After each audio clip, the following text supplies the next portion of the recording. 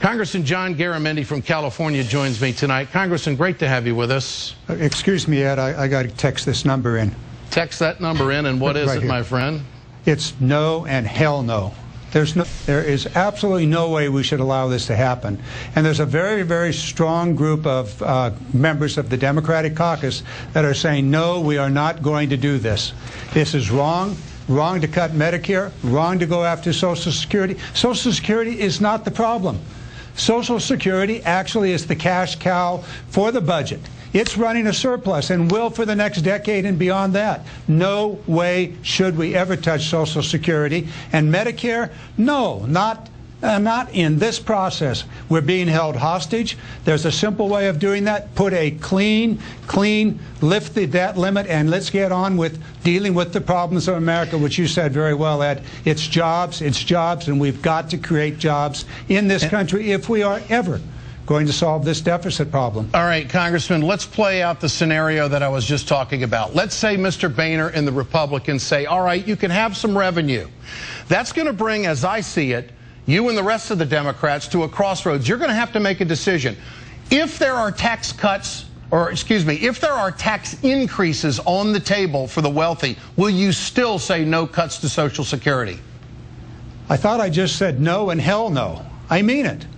I mean it. We have no right at this time or any time in the future to harm those who are on Social Security.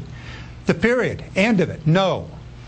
Why Can I can't, be more clear? That's perfect, and I wish that all Democrats would say exactly what you're saying with such clarity. Why can't the president say that? Why does he have such an insatiable appetite to do a deal with the Republicans?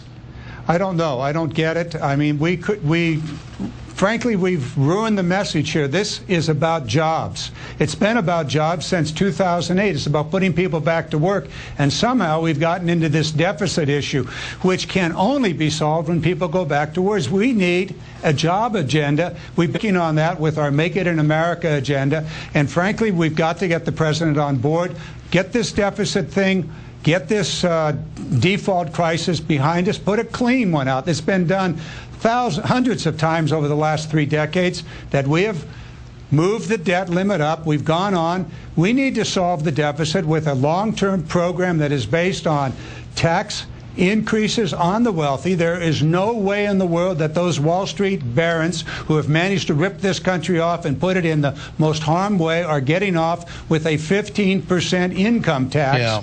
It's just not right. So shared sacrifice, you bet. They're the ones that need to sacrifice. It's their turn now. It's their turn to sacrifice. The middle class and the working poor and the wage earners of this country have sacrificed for the last 10 years. It's up to the wealthy to do the sacrifice right now for the good of the country and not take away from people who live and depend on fixed incomes. Congressman, great to have you with us tonight. Always. Thank you for speaking with tremendous clarity. My next guest met